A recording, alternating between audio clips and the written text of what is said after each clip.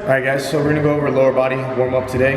So what we're going to focus on is first starting off with being on the ground and kind of focusing on breathing and bracing and just kind of reiterating those patterns.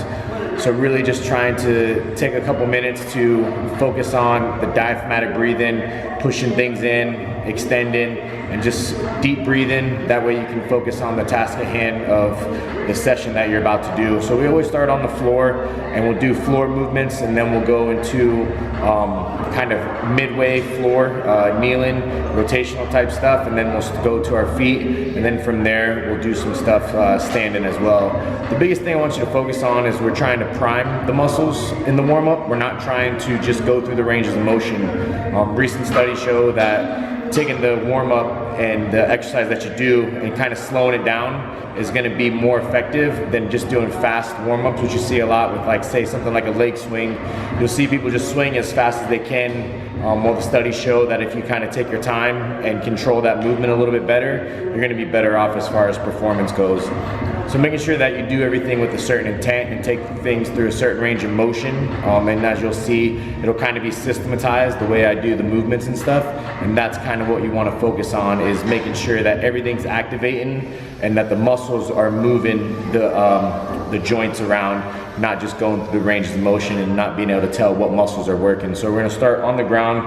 Like I said, easy thing to do, diaphragmatic breathing. So you're just going to try to push your back into the ground and just focus on pulling that rib cage down and just taking deep breaths, just breathing in, expanding, and then breathing out, pulling everything down. Do that for like 2 or 3 minutes.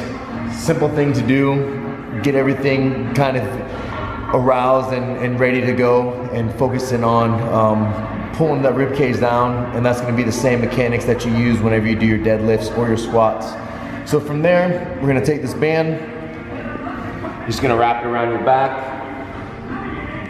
and then around your foot, and then once it's around your foot, you're going to loop it again. Pretty simple.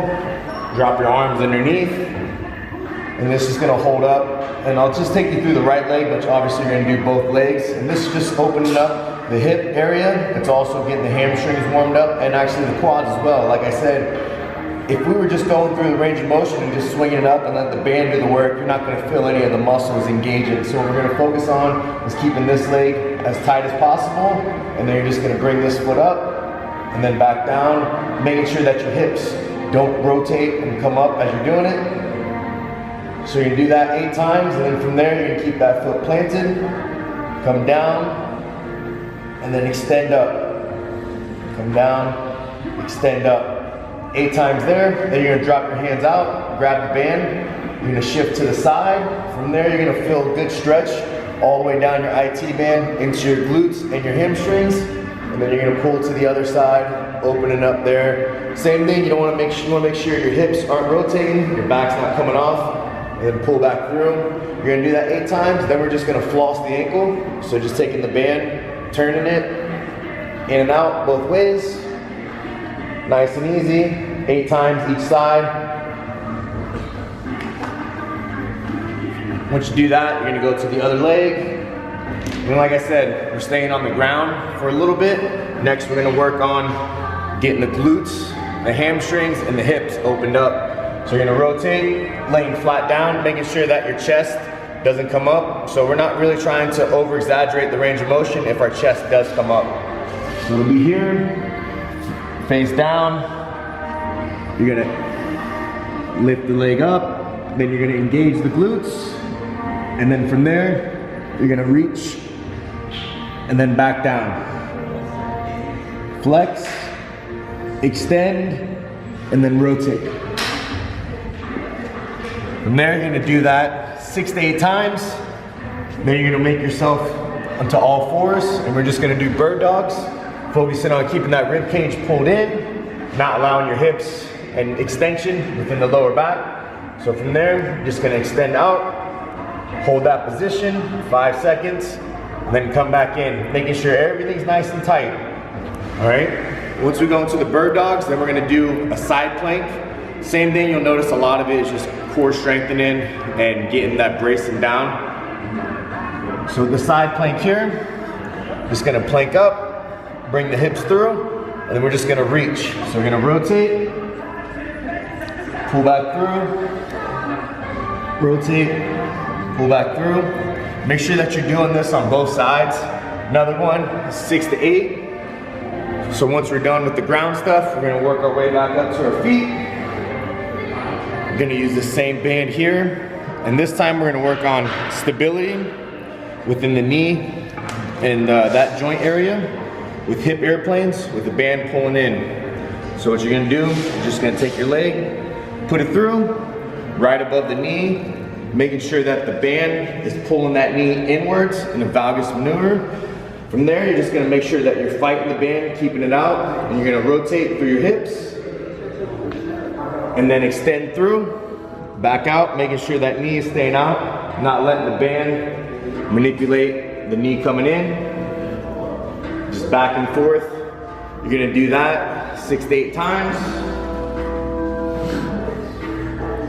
And then from there, because we're going into squats or deadlifts, we really wanna get those hips nice and warmed up. So you're just gonna hold on to the squat rack, and all you're gonna do is just focus in on trying to activate the muscles to make the movement happen. So you're gonna bring it up, drive, hips through, keeping everything nice and tight. You don't want to fully extend out.